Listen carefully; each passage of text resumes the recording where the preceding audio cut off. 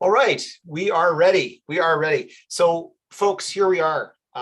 We are day 14. I'm pretty sure it's 14 of this convoy that's been visiting our town, and we have been grappling with how we understand the impact of this on our neighborhoods, on our lives, figuring a way through this. We originally called this the notion of outlasting this moment, and feeling we could, with love and compassion and neighbor to neighbor organizing, we could outlast this moment. So we've got lots to talk about tonight, but above all, I want to begin on the right note and just acknowledge that I'm here in our family basement, which is on the unceded and unsurrendered territory of the Algonquin and Anishinaabe peoples, for whom we are guests on this land. And we value their friendship.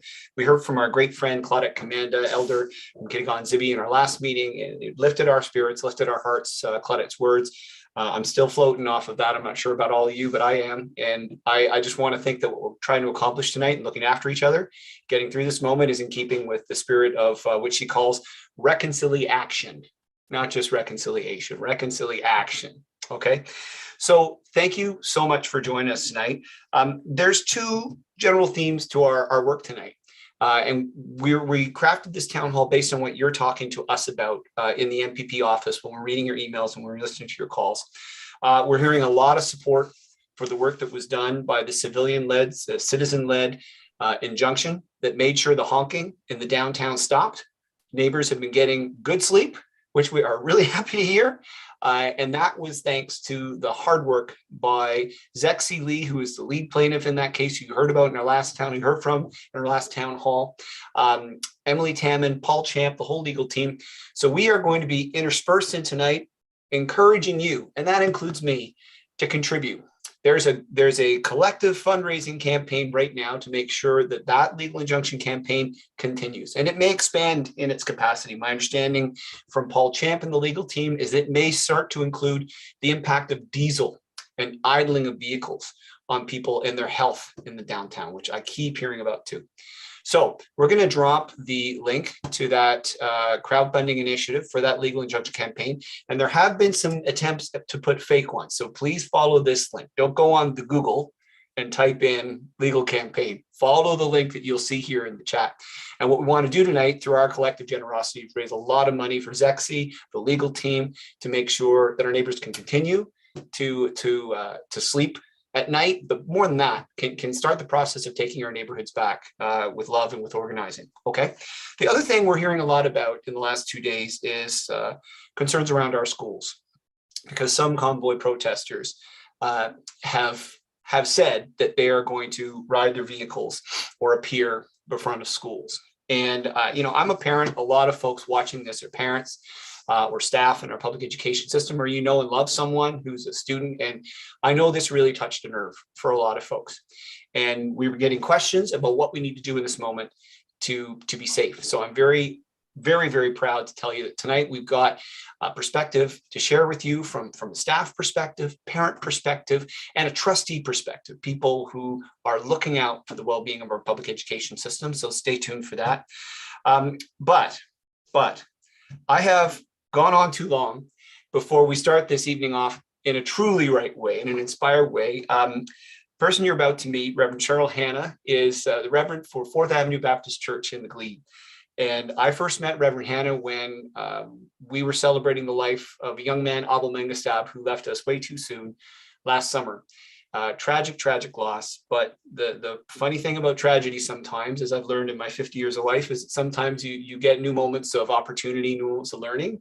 And it was wonderful, Reverend Hanna, to meet you then, to celebrate what Abel meant, to know that the fundraising from his legacy is going to initiatives that you're part of. And I'm wondering, given what you've heard in my introduction, given what you're feeling in this moment for the congregation and our community, if you have any thoughts you want to share with folks tonight. And most of all, thank you so much for spending time with us tonight at very late notice, I should add. You're a very generous person. Over to you. Yeah. Thank you, Joe. It was great to meet you.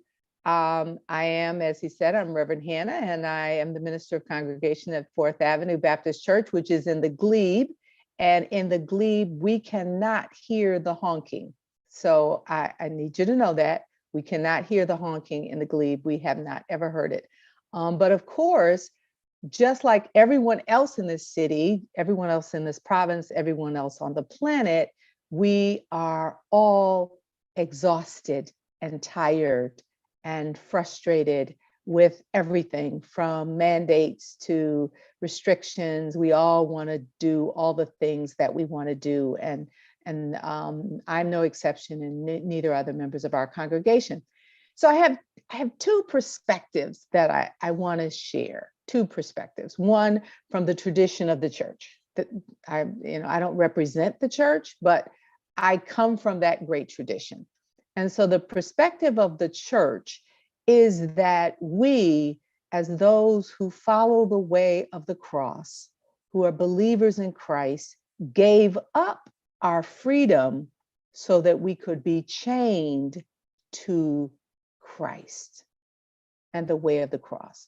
The way of the cross is self-giving. The way of the cross is self-sacrificing. It is a way of love. And that is not love that does what you want me to do, but love which does what is best for you and for all of us as a community. And so this chain that we're on is as long as it takes to reach God. And so that's the first perspective, is that we got to figure out how to do this together, which I think most of us have. Most of Canadian citizens, most of citizens of Ottawa are following along with mandates that we don't really love. See, you don't have to love it to go along with it. And part of the reason we go along with it is because we believe that it's making a difference for someone else. There was an article from a differently abled woman who says, but if you give it all up, are you going to think about me? Are you going to remember that there are persons that are differently abled that are at a higher risk? They can't just get it, right? People say, oh, let's get it and get it over with. Well, their getting it could kill them. And so they don't want to just get it. And I don't want to give it to them. I don't want to be responsible for passing on something that to someone who is vulnerable because they have some comorbidities, they have high blood pressure, they have diabetes, they're going through cancer treatment, their immunization, their immune system is compromised because of some pre-existing condition. I don't want to give it to them. So yes, I'm tired. Yes, I'm tired and tired of this, but I'm going to soldier on. And I'm going to believe that God is going to give me and my community the strength to soldier on and to be there and to stand along people of this planet. That's the first perspective. The second perspective here at the beginning of Black History Month, the month set aside to remember the achievements of people who were brought to this continent, not because they wanted to be brought to this continent, but because they were dragged in chains. So let's be clear about that. Didn't want to get here, but I'm here, right? Been here for many generations, this particularly people in Canada and the Nova Scotia area, 8, 9 generations. But they didn't come here because they just loved Nova Scotia and they were just dying to come there. They went there because they were escaping tyranny or they were escaping enslavement in the South. That's why they're here. Now, but it's Black History Month. So we want, those of us who are Black and brown, want to know when non-Black and brown people weren't free. Tell me when that time was again. Tell me a time that you lived in chains. Tell me a time that shackles were a part of who you were, that you weren't free to come and go, that you had to have a little pass that, you know, had a signature on it that said free, when you weren't free to go and get an education. Tell me when that was again. That's what we want to know. And then if you're brown, you want to know what it's like to not be free. Come and live with us under the Native Act that has existed in Canada for 150 years. So there are a whole lot of people who want to know about this freedom you're talking about.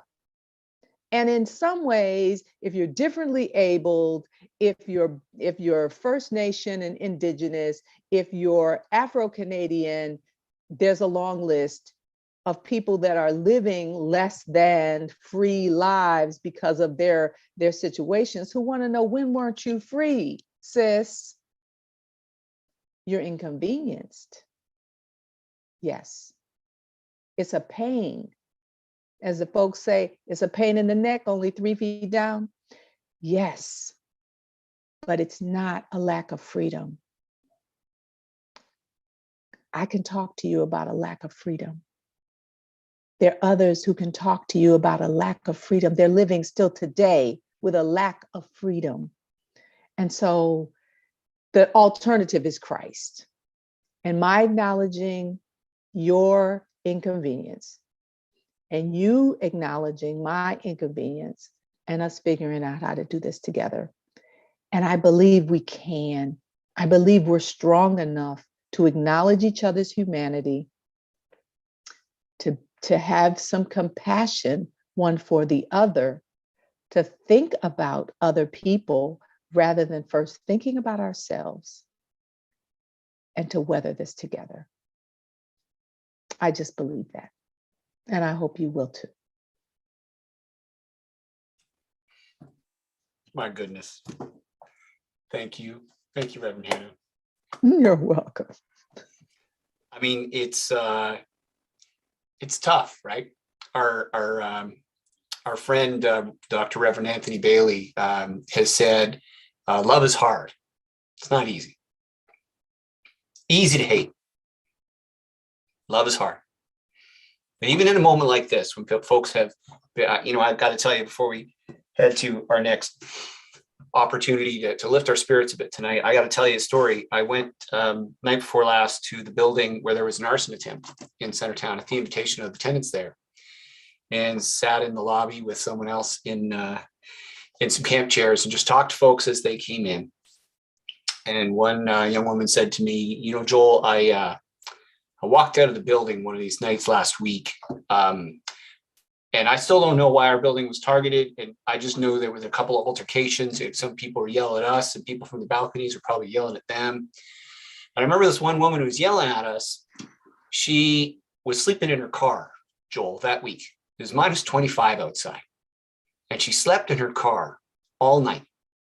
There was no Holiday Inn hotel. There was no, and she said to me, to feel so passionately about a cause, to risk carbon monoxide poisoning, to sleep in a Canadian winter outside at minus 25 degrees. She just said, Joel, there's something really wrong with our country if people are driven to that. And whatever happens this week, if we can persuade our convoy visitors to go back home, and we've got to do some healing, because if we don't, if someone's driven so much, passionate enough to do that, I mean, you're making me think about that person's humanity too, Reverend Hannah. I appreciate that. I really appreciate that. Okay, folks. At our last emergency town hall, we were blessed to hear from Nambi and some incredible music. And a lot of you wrote and a lot of you called saying, we want to hear Nambi again. I agree with you. I do too. So Nambi, over to you. And thank you so much for making some time for us tonight. I know you've got kids. I know you're busy. So we really appreciate you, and over to you, my friend. Oh, thank you so much. Thank you, everybody, for being here, everybody tuning in. Thank you, Reverend Hannah, for those words. They spoke, of course, very truly to me, so I appreciate it. Thank you for having me again. I'm Nambi from Ottawa, Ontario, Canada. I spread love through music. Spread love, much love. That's my saying. This song is called Wake Up.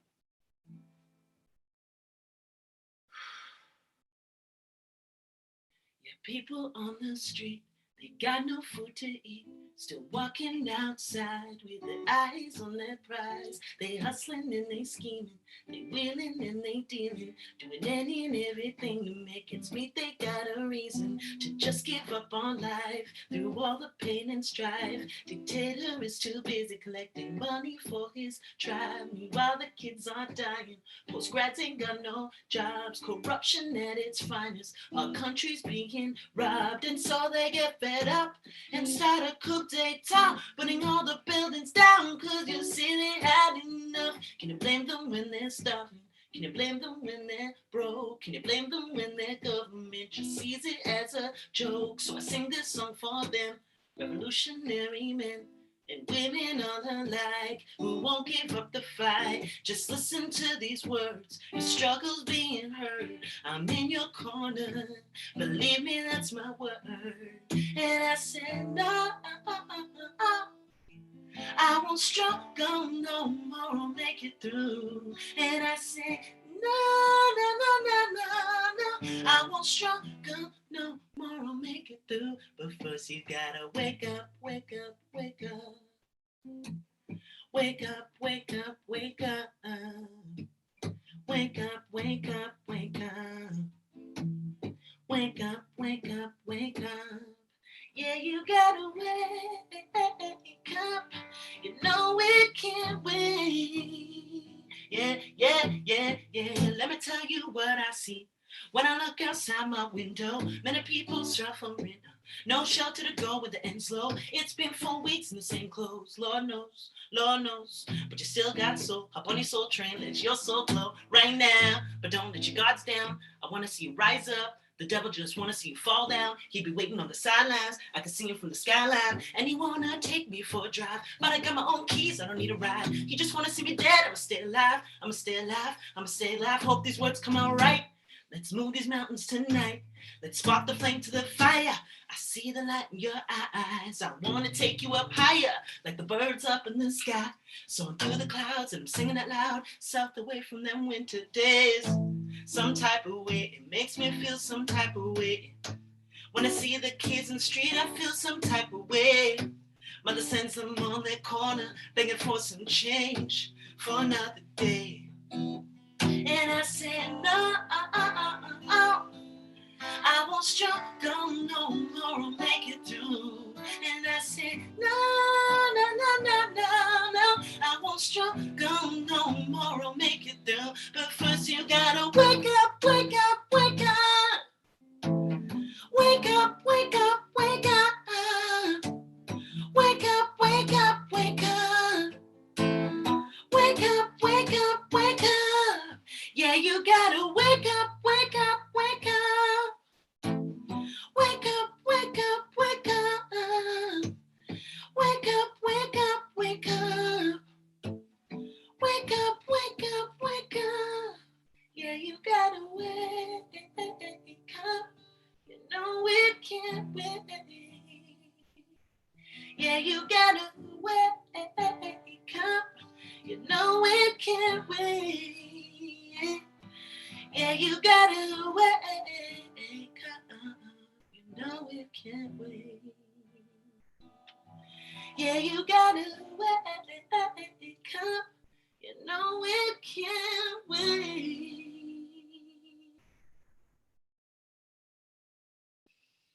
Thank you. Spread love, much love, y'all. Stay strong. Keep your head up.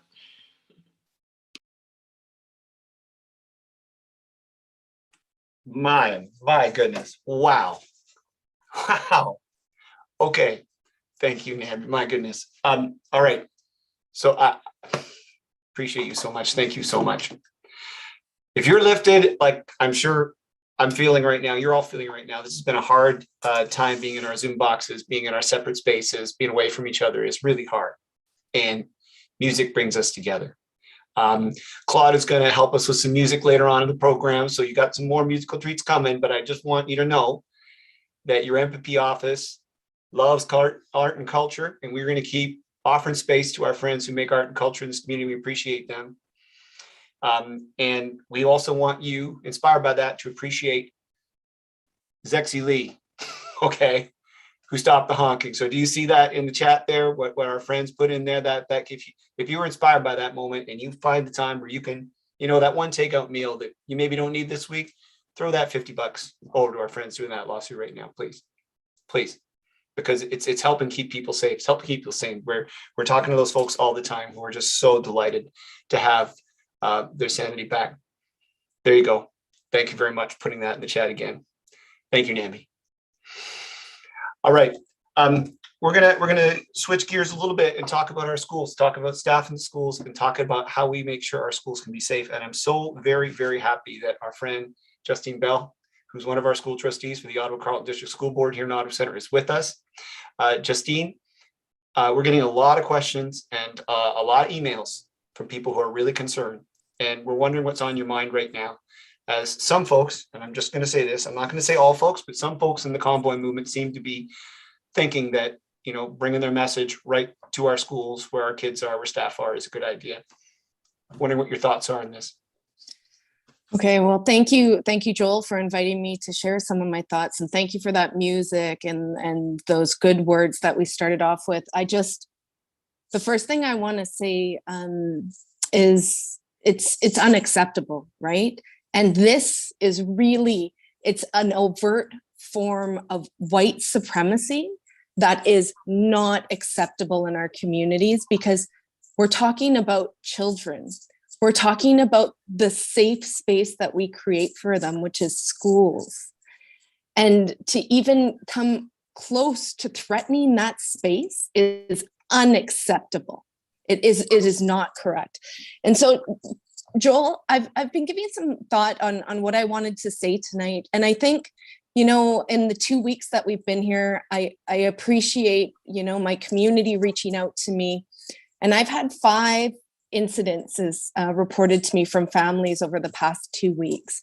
And I'm not going to go into those because I'm not going to glorify it. I don't want to bring attention to those incidences because they're unacceptable.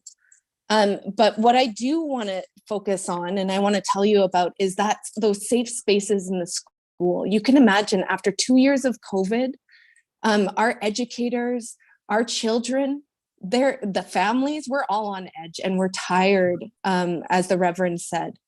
And so what I've seen over the past 2 weeks, what I've heard from the educators, is that they've rallied and they've come together to continue to create that safe space for children in the community. And that, to me, I was worried about opening schools, honestly, because those incidents that I've told you about. Yeah. But the benefits that they're getting inside is incredible. And so today, I just want to bring this up. So today, I got the worst message, one of the worst messages you can receive as a parent, right? My child's school went through an incident regarding the occupiers of Ottawa. And so you start to, your heart beats and you start to think, do I go and pick her up now? Do I wait? And you know what? There are so many other parents that are feeling that way. So what I want to say, and, we heard it a little bit last week from the community organizers that were on, there are resources. And we if we could get some of those resources on the link as we go through of where parents can turn to. Sure. when they're starting to feel that way, or when their kids start to feel anxiety. And I will say that, we have to be responsible. We cannot draw attention to schools right now individually because we want to keep them as safe as possible. But it is up to our elected politicians. And I point at you, Joel, and I know you're fighting for it, and Catherine McKenney and Jeff Leeper, all these incredible leaders in our community are pushing for safe zones. We have to make sure that no flag of hate ever crosses in front of a school ground. There is no way of overt race, of any type of racism. We cannot let that happen. And so I hope that if you want to do something, one thing you can do, continue to write your school trustees, the school chair, write to your principal, write to your elected officials and say, I want a safe zone around my school. And then that other thing, go and get help if you're feeling like this is too much. And then the third thing is I wish we could hug an educator, really. Joel, I don't know. I'm happy to talk about some more issues, but those are the things that I really wanted to say today. No, Justine, I appreciate you. I appreciate you saying all of that, and in the way you said it too. I mean, just bringing the emphasis, but also not catering to the spectacle that some of our visitors in this community want. Not catering to that, but figuring out ways to keep it. And I welcome everybody watching. Please write me more. Please call me more. Please keep that pressure on all of us, because it matters. It absolutely matters. I also want to throw just in the chat here, Counseling Connect Ottawa. This is a provincially, federally, as I understand it, and municipally funded, no cost mental health resource that is culturally appropriate. Most cultural organizations in this town played a role in shaping it. It is, I'm not going to suggest it is comprehensive psychological therapy, but it is there for you.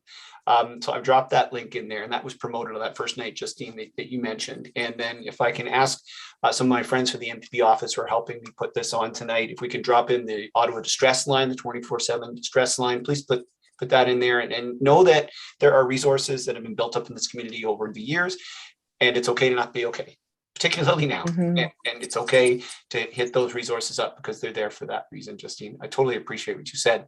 And it makes me want to, I'm messing with the order a little bit here, and friends are gonna have to forgive me, but because you talked about wrestling with that contradiction of desperately wanting our kids to have that opportunity to be in class again, but then understanding the moment we're in right now and how staff feel at that moment. I'm very happy that my friend Stephanie Kirky is here from OSSTF Local 25, representing high school teachers here in the city of Ottawa. And Stephanie, we are really interested to know, what's on your mind in this moment as you're looking at these 2 weeks, folks you've talked to, what you feel yourself, as a union leader for teachers in the city.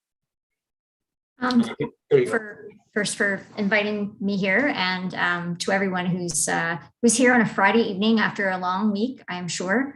I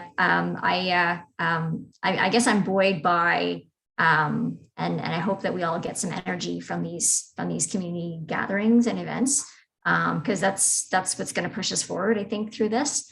I'll be honest, I don't live downtown anymore. I did many moons ago, before when I was much younger. I loved it, but I can only imagine what it's been like, and certainly in terms of as a representative of secondary teachers and hearing from some of my colleagues who represent other education workers in the OCBSB, that the overriding concern is around students. The last 2 years have been very rough for everyone, and certainly with some of the disruptions to schools. I know the priority has been to continue to provide the stability and the consistency of in-person learning, now that we've finally been able to be back for the last couple of weeks. This in the backdrop, though, I know certainly, I'm a parent too, I would have some very mixed feelings about sending my own kids to walk to school in this environment. And while educators have had to contend with, the traffic disruptions and that sort of thing, the overriding concern that I'm hearing, and I know that some of my colleagues are hearing from the other bargaining units and education unions, is concern for students. In terms of what they have to navigate coming to and from school, and a sense of powerlessness in terms of I can't control what's out there, and keeping them safe, but focusing on, as Justine was alluding to, making the space in schools as warm and welcoming, and considering what they've been through. They come to school tired. Maybe their family is food insecure, and so figuring out how to ensure that those students receive the supports and the space that they need in this time of further disruption, and just making them feel safe and welcome. And that comes from our custodians, who come in really early in the morning and do the check around the buildings to make sure that everything is safe. And when they close up in the evenings after everyone's gone home, to make sure that everything is safe, and our office staff were always welcoming, and our schools couldn't run without all of our educational worker support staff, appreciating supports from trustees and in terms of asking good questions and making sure that our school boards are doing what they can to keep buildings safe, and hoping that going forward, we're part of the labor movement, right? So as labor activists and community activists, we're no strangers to being out in streets with placards and signs and voice, exercising our rights of free speech and association and assembly. And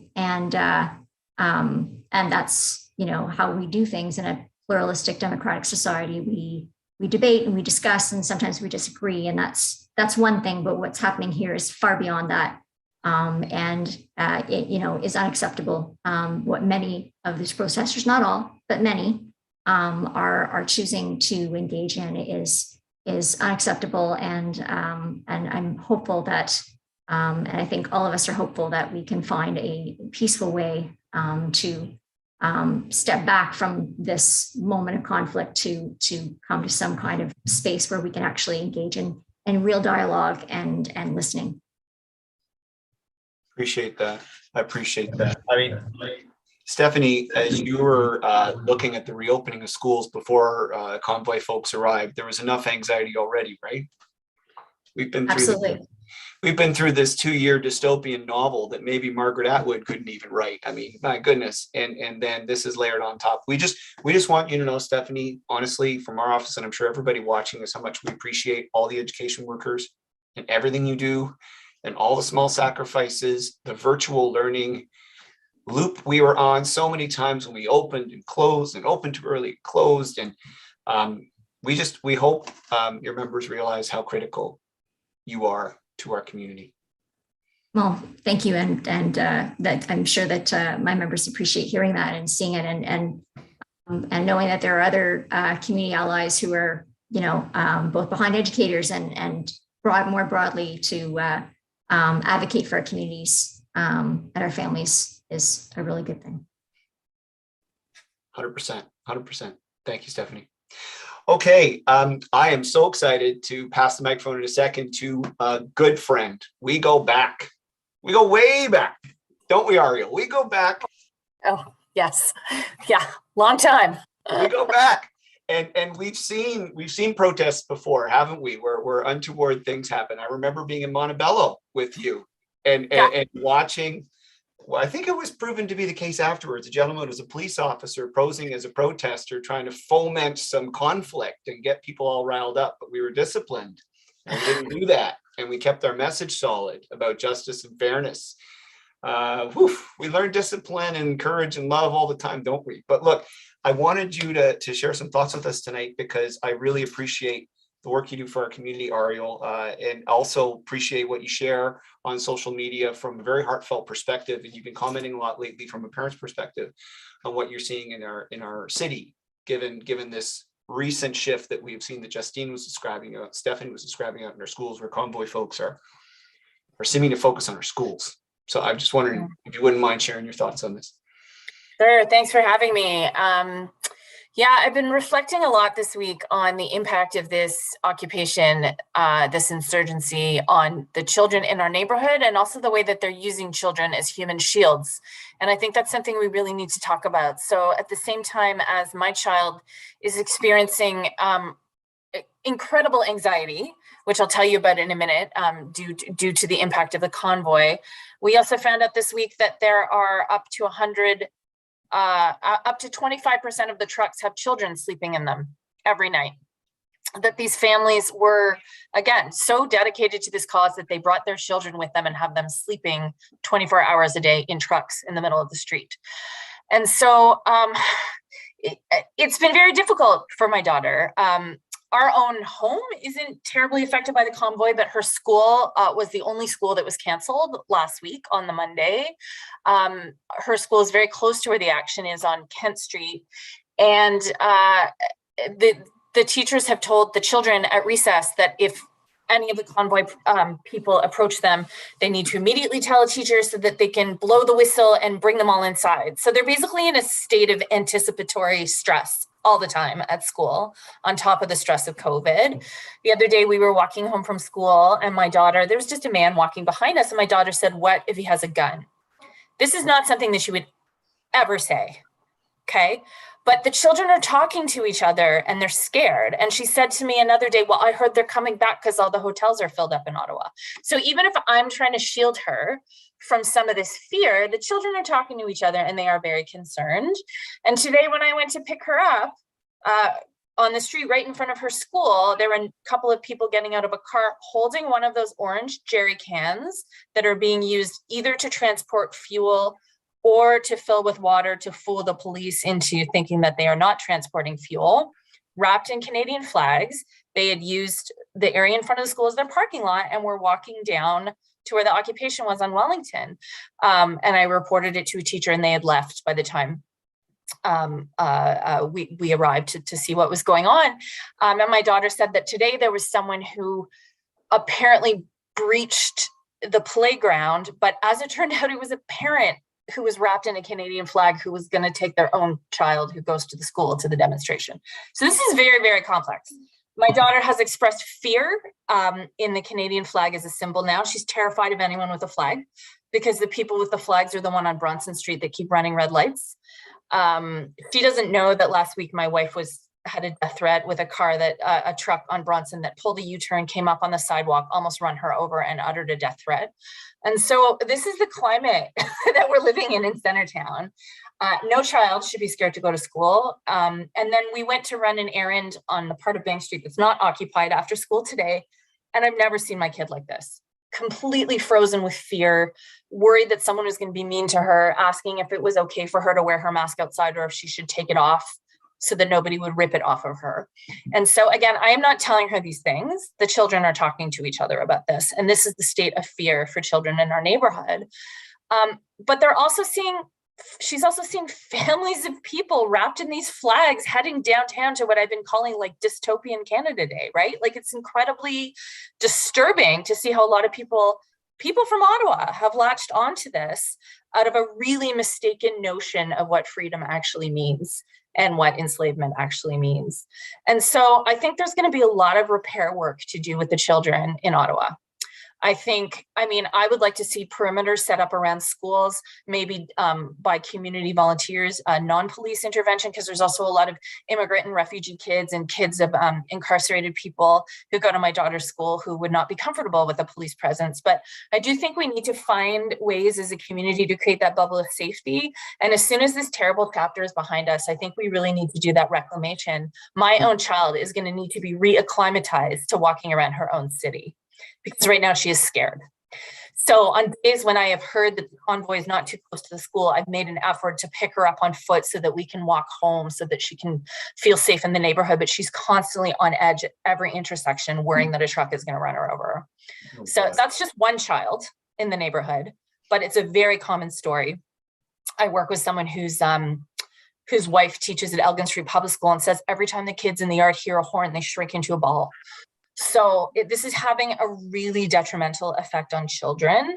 And then meanwhile, we see people that are willing to expose their children to, exhaust fumes and horns and cold temperatures and discomfort to bring them to occupy our city. And so I think this is a really complicated conversation, but at the end of the day, children deserve to feel safe in our city. I'm not like a flag waver on most days, but it is quite horrifying that in our nation's capital, my daughter now interprets anyone, who carries the flag with them as being dangerous and someone who might hurt her. Mm-hmm. So I'm starting to think a little bit forward. We need law enforcement and we need government authorities to deal with what is now becoming a national problem. But as a community, I think we need to start thinking about what post-convoy, post-occupation is going to look like in our city and how we can reclaim that space so that our children feel safe, and to also do that in a way that doesn't invite more policing and more paramilitary type figures into our community, because we know that also disproportionately harms Black, Indigenous, incarcerated people in our community, immigrants, refugees. So yeah, I'm trying to think a few steps ahead because the situation we're in right now is so untenable and there's really nothing that I can personally do to stop it. But I hope that we can work together as a community to start thinking about what safety means for our community and for the children in our community going forward, and how we make sure this never happens again, so that we have some sort of community response to put protective bubbles around schools. because really they're having the equivalent of active shooter drills and it's awful. Yeah. Wow. They have them anyway. They have them anyway in our schools. They don't call them active shooter drills, but they rehearse this. But anyway, kids are incredibly on edge, and I'm not sure how high school students are feeling, but I know among the very young ones, it's been a very tough couple of weeks, and I don't think there's an easy answer on how we come back from it. So I think we need to think about that together. Thank you, Ariel. Man, that's rough. My goodness. Justine, I saw your hand up. I know you're thinking about these issues with the policing response and where we go from here. So go ahead if you have something to share there. So first, Ariel, thank you so much for sharing your story and the story of your daughter and others. It's really important for us to take that into account as we move forward, like you said. So I love the way you said, let's get the community involved in these safe zones, because actually every time I've tweeted about it, I put Ottawa Health as the first. Let's get Ottawa Health involved. Let's try and figure out how we can create, because it's a health issue as well, right? How can we create those safe zones without bringing in any sort of militarized covered police officers? Because we've been having that conversation in the board for the past year, and we've suspended the SRO program because of the past harms that it's done. And now we're in conversation about the future. So I would love to continue this conversation with you, Ariel, and hear more of your thoughts on and other people's thoughts too. When I say safe zones, what do you think about? And so if you're going to be writing your representatives, think about how can we actually make them safe, right? Mm-hmm. These safe zones around the schools.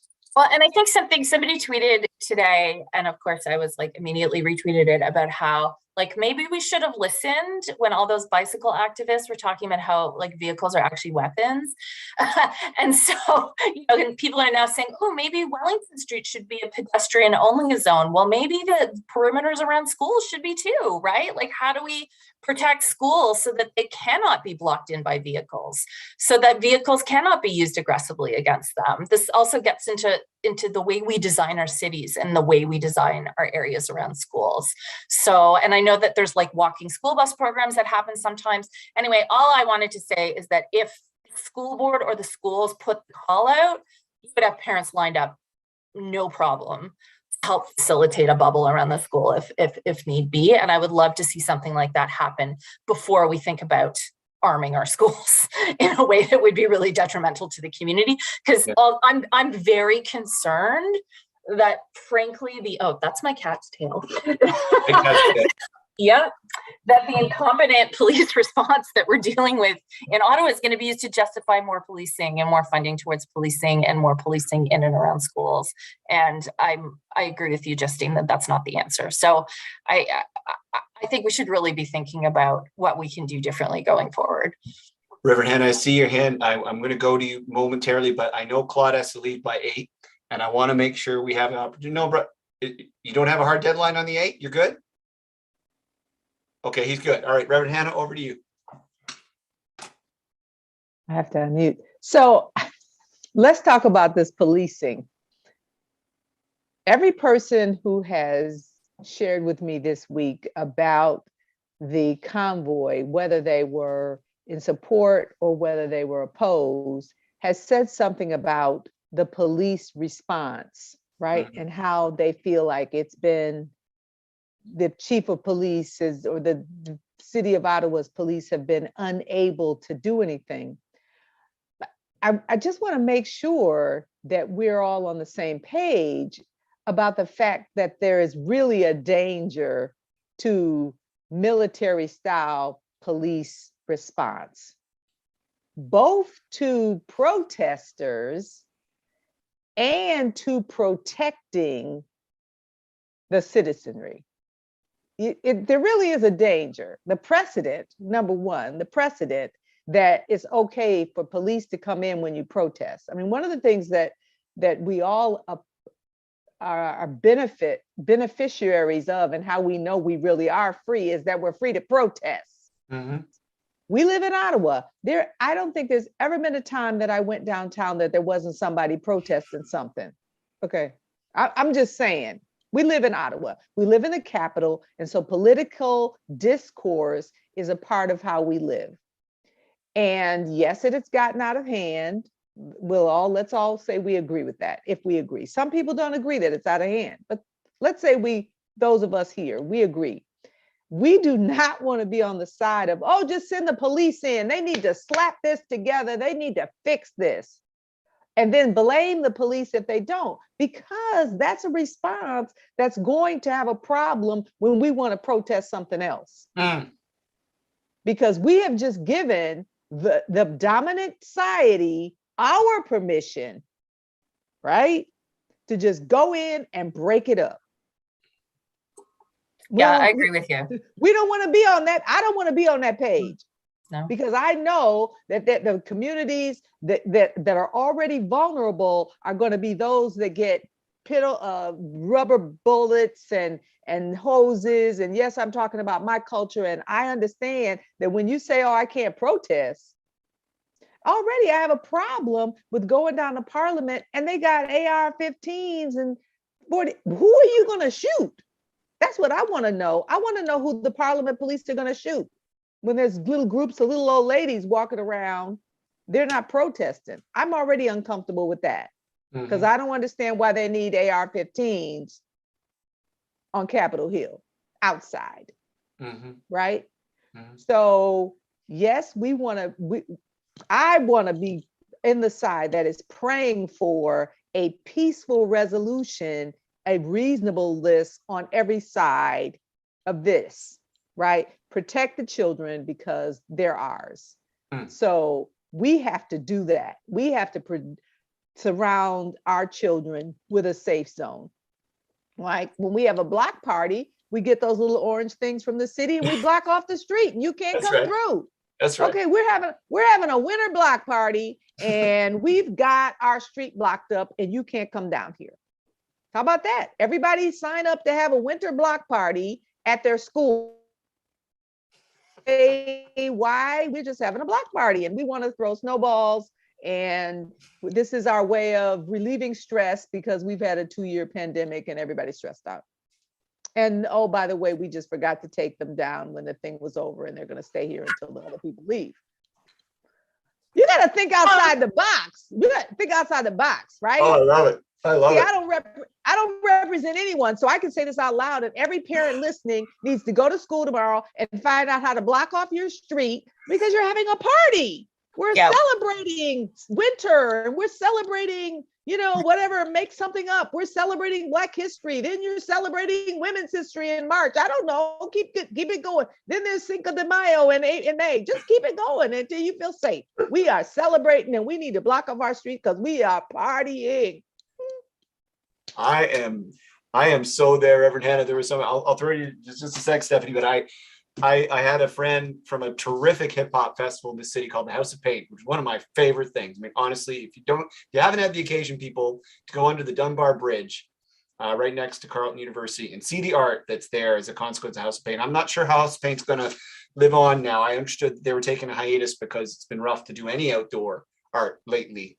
I bless you. I hope you all come back. But one of the curators of that said that we need to have, once our Convoy friends head back home, we need to figure out a way to have a big party that involves painting of streets and venting of stress and art and food. And we got to figure out a way. Talk to Vera Etches. Don't get me wrong, Vera. We're going to figure out a way to do it safely. But it's gonna happen this summer. I promise it'll happen. We'll be able to be outside together.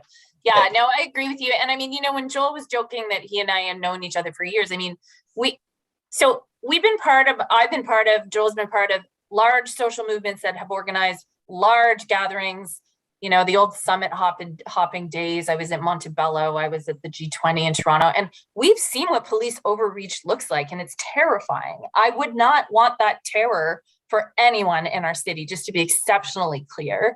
But I also think there are real questions being asked about why basic bylaws were not enforced from the beginning, why schools were not prioritized for safety, why we have police officers offering joyrides in their police car on Bank Street, and not, allowing protesters to refuel their giant rigs right in front of them and saying, oh, well, we can't confiscate those jerry cans because they may contain water. How many times have you had like a beer poured out by a police officer when you were a teenager? Like, it just, and then also Black and Indigenous protesters are saying like, whoa, we have never been extended this kind of grace by police ever.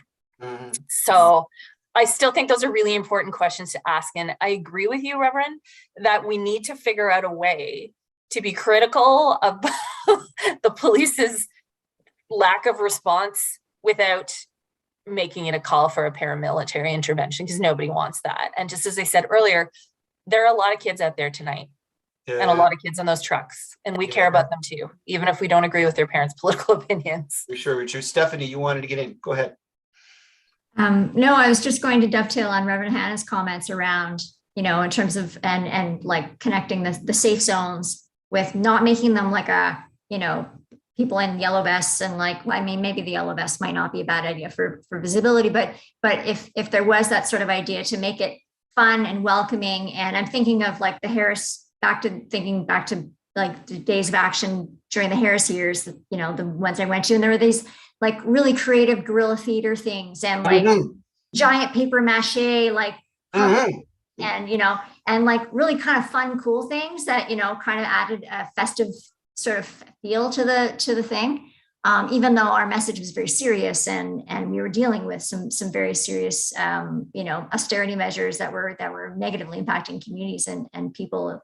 But if we're thinking of that sort of, like I like the idea of the barriers and having some kind of like a little more, some music and some like, color and like, okay, kids, we got you, like we got you. We're gonna escort you into the buildings, and you're in a safe space now, and we're gonna guide you into the safe space of the school with where your educators are, and it's gonna be fun. Heaven forbid, it's going to be fun. We're gonna have fun as we do it. We're gonna be joyful as we do it. Claude. Okay, my friend, look, you have been patient. I got to tell you, you've been patient. I've been impatient because I've been hearing about you, my friend, and I want to hear you play some music for us. Over to you. Thank you for having me. It's been really interesting to hear everything and be invited to this. So thank you for doing all the good work that all of you people are doing. And thanks, Joel, and everyone. I'm a singer-songwriter from Ottawa. I'm gonna sing a song. It's called "Come Alive," unreleased song. I guess they're kind of introspective lyrics. I'll just go for it.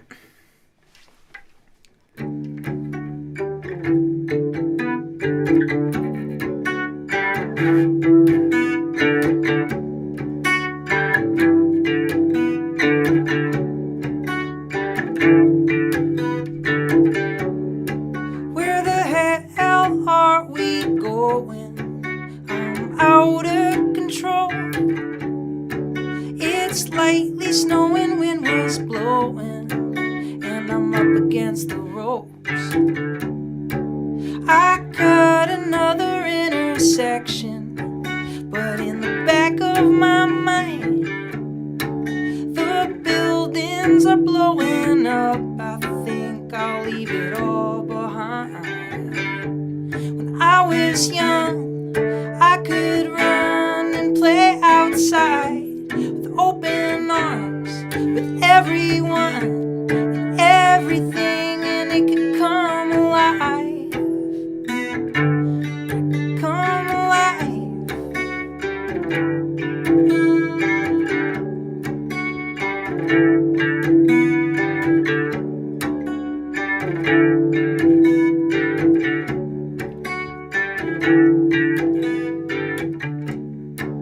There's too much information, it's blinding my eyes.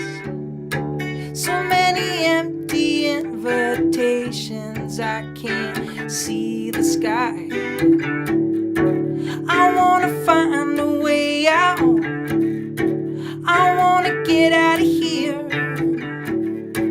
I need to find a way out to make my mind clear.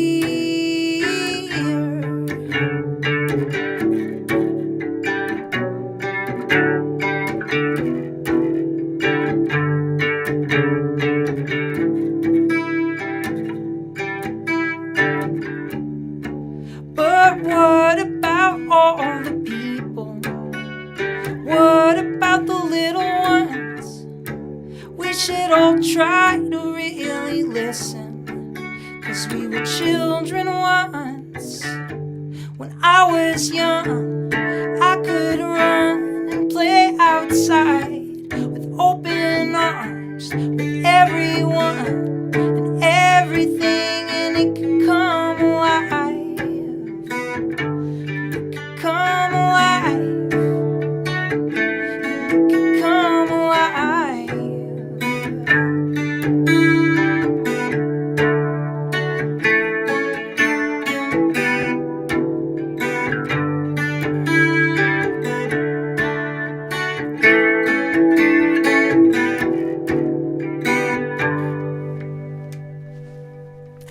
Thank you very much.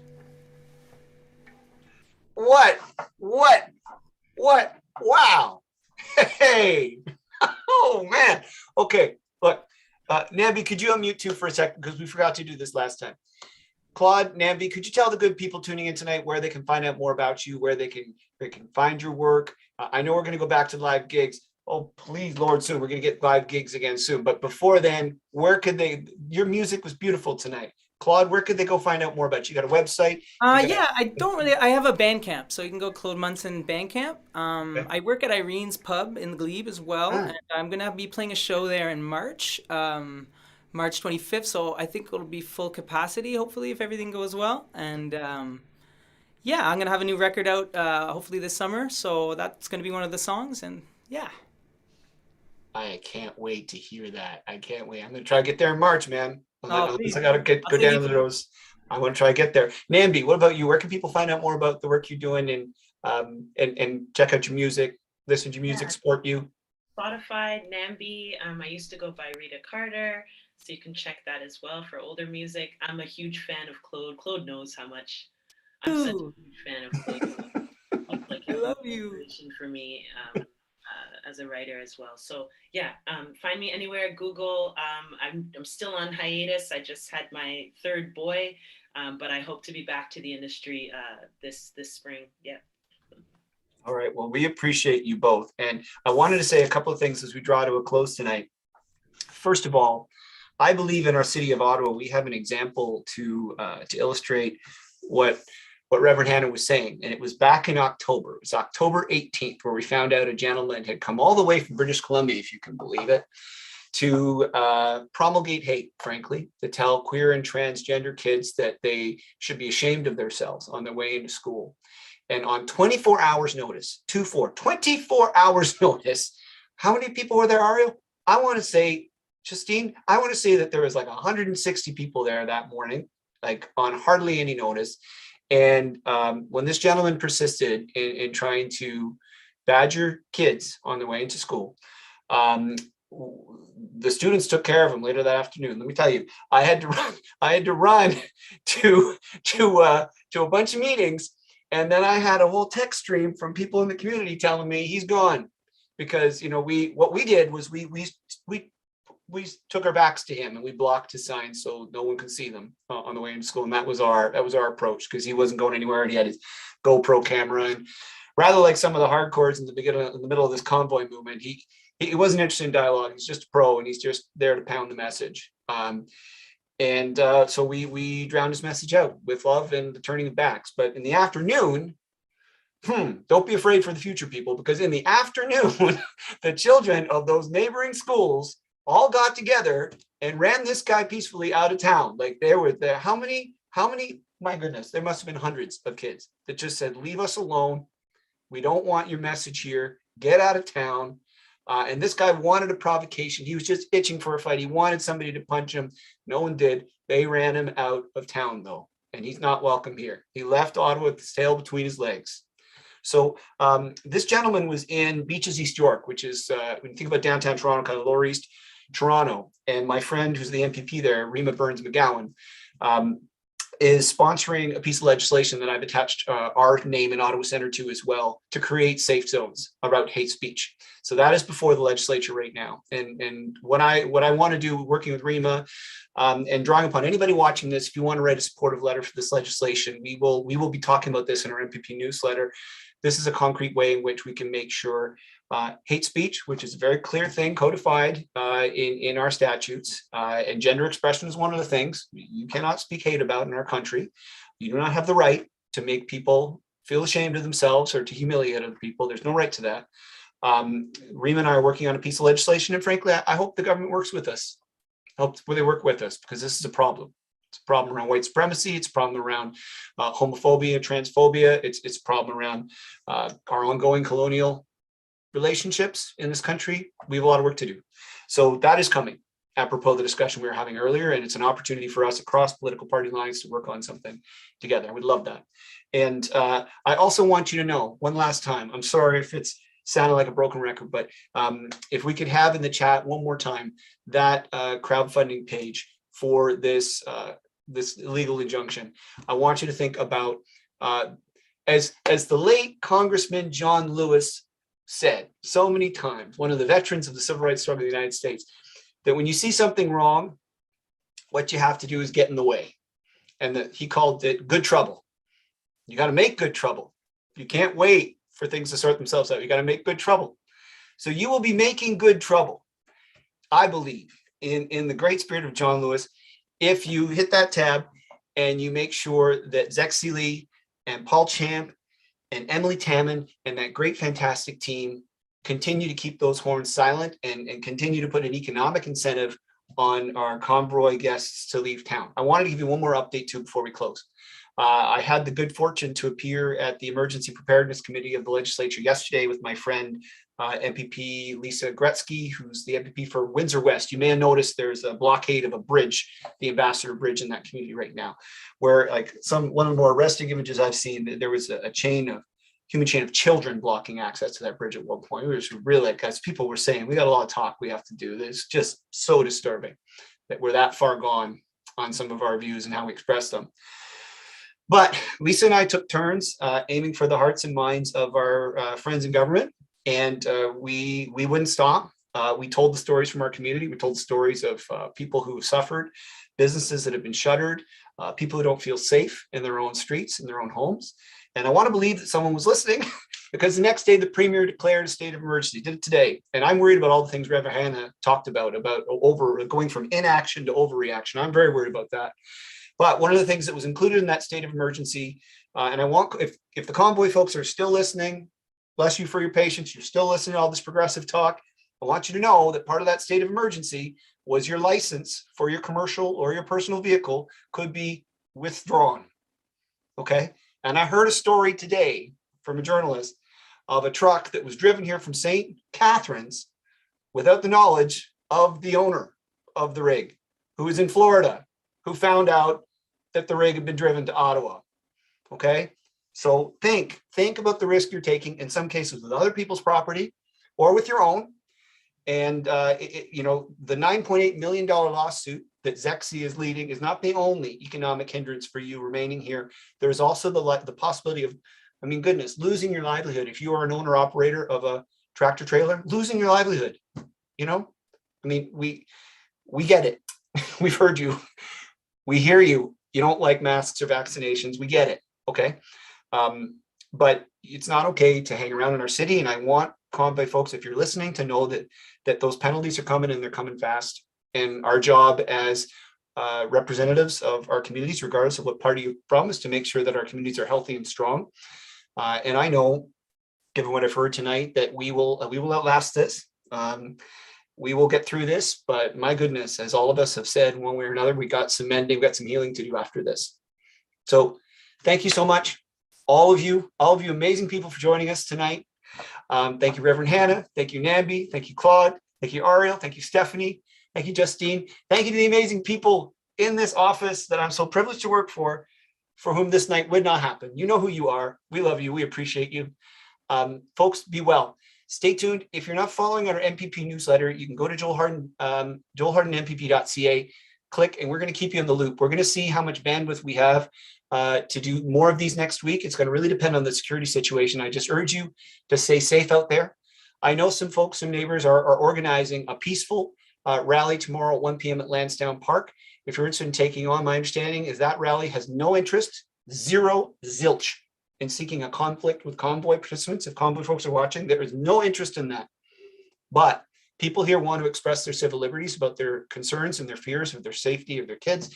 their families, and their community. So I'll be there at 1 o'clock tomorrow. May see you there, but we're going to keep you in the loop on next steps. This is not over and we have to stay vigilant. But thank you so much, all of you friends, for joining us tonight. Bless you, beautiful souls. We're going to keep this going.